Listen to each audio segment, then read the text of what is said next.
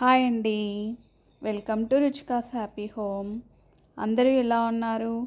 బాగున్నారా? మనం జనరల్గా వాటర్ మెలన్ని తినేసి దాని తోలుని పడేస్తూ ఉంటాం కదా.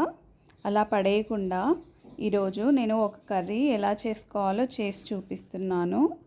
ఇది చాలా టేస్టీగా ఉంటుంది, అలానే చాలా హెల్తీ కూడా. ఇది చూడండి, మనం వాటర్ మెలన్ని లోపల తినేస్తాం కదా, రెడ్ పార్ట్గా ఉంటుంది, అది ఫ్రూట్ తినేస్తాం. దాని తర్వాత పైన ఇది పడేస్తూ ఉంటాం కదా. అలా పడేయకుండా ఒకసారి ఎప్పుడైనా దీంతో కర్రీ చేస్తారా? నేను చూపిస్తున్నట్లుగా ఒకసారి ట్రై చేసామంటే ఇక ఎప్పుడే కానీ మనం దీన్ని పడేయం. ఖచ్చితంగా కర్రీ అనేది ప్రిపేర్ చేసుకుంటాము. చూసారా, ఇందులో చూపిస్తున్నట్లుగా నేను పైన దాన్ని పీల్ చేస్తున్నాను. ఈ విధంగా దాని అంతటిని మనం పీల్ చేసుకొని రెడీగా చేసుకోవాలి.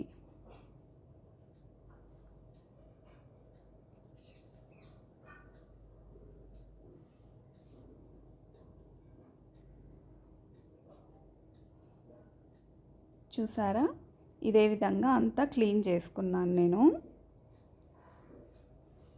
నేను చూపిస్తున్నట్లుగా అంతా ఒకసారి కడిగి ఇలా కట్ చేసి పెట్టుకోవాలి, చిన్న చిన్న క్యూబ్స్ లాగా. ఇప్పుడు కర్రీ ప్రిపరేషన్. పాన్ పెట్టుకొని కొద్దిగా ఆయిల్ వేసి అందులో పోపు దినుసులు, ఇంకా పచ్చిమిర్చి,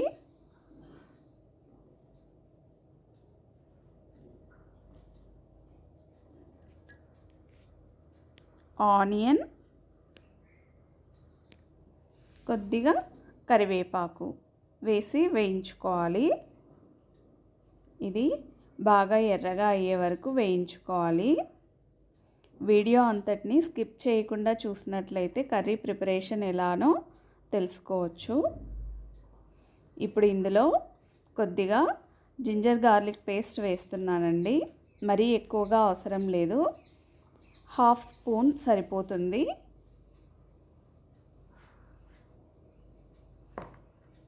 ఈ కర్రీ అనేది తీయగా ఏముండదు, నార్మల్ కర్రీస్ ఎలా ఉంటాయో అలానే ఉంటుందండి. ఇది చపాతీలోకి పర్ఫెక్ట్గా ఉంటుంది.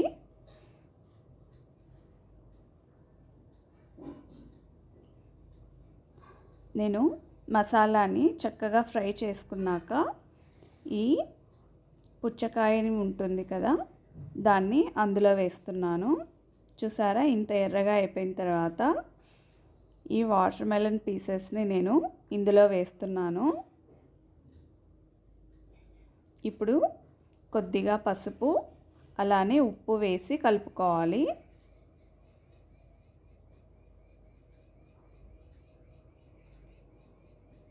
ఎవరైనా ఈ వీడియోని ఫస్ట్ టైం చూస్తున్నట్లయితే మన ఛానల్ని సబ్స్క్రైబ్ చేయండి.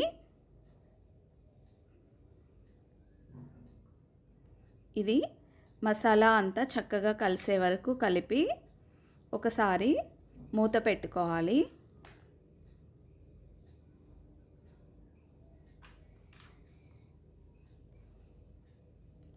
ఇది ఈ ఎండాకాలం మనం ఫ్రూట్ తినేసి పడేస్తూ ఉంటాం కదా, అలా పడేసుకోకుండా ఒకసారి దీన్ని ట్రై చేసామంటే ఇది చాలా హెల్తీగా కూడా ఉంటుంది, బాడీకి కూల్గా ఉంటుందన్నమాట ఈ కర్రీ.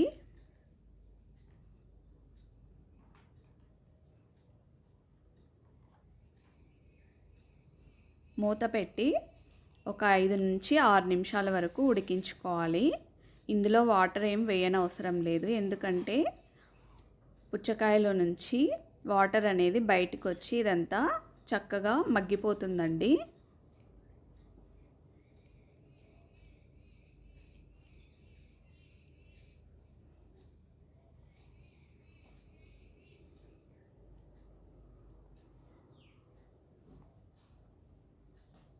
ఇది ఇంకొంచెం మగ్గాలండి, అందుకే నేను మూత పెట్టి మళ్ళీ ఉడికిస్తున్నాను. చాలా త్వరగా అయిపోతుంది కర్రీ చేయడం.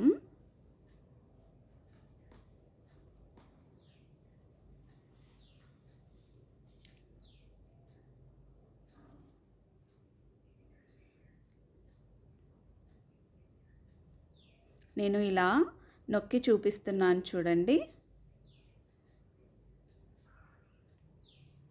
ఇది ఇంకొంచెం మగ్గాలండి.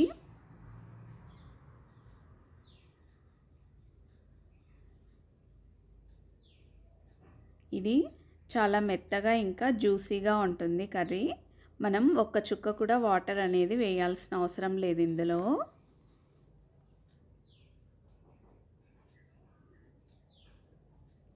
చూసారా, మెత్తగా ఉడికిపోయిందండి. ఇప్పుడు నేను దీంట్లో మసాలా పౌడర్ వేసుకుంటున్నాను.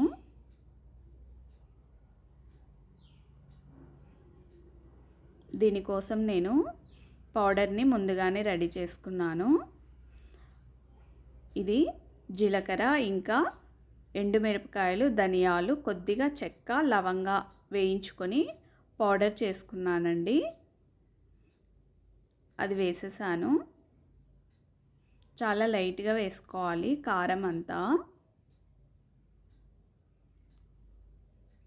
ఇప్పుడు ఇందులో ఒక స్పూను ఎండు కొబ్బరి పొడి, ఇంకా ఒక స్పూను పల్లీల పొడి వేస్తున్నాను.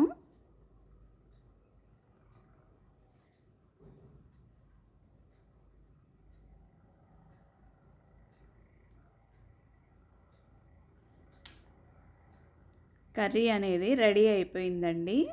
ఇప్పుడు నేను దీన్ని పక్కకు తీసుకుంటున్నాను.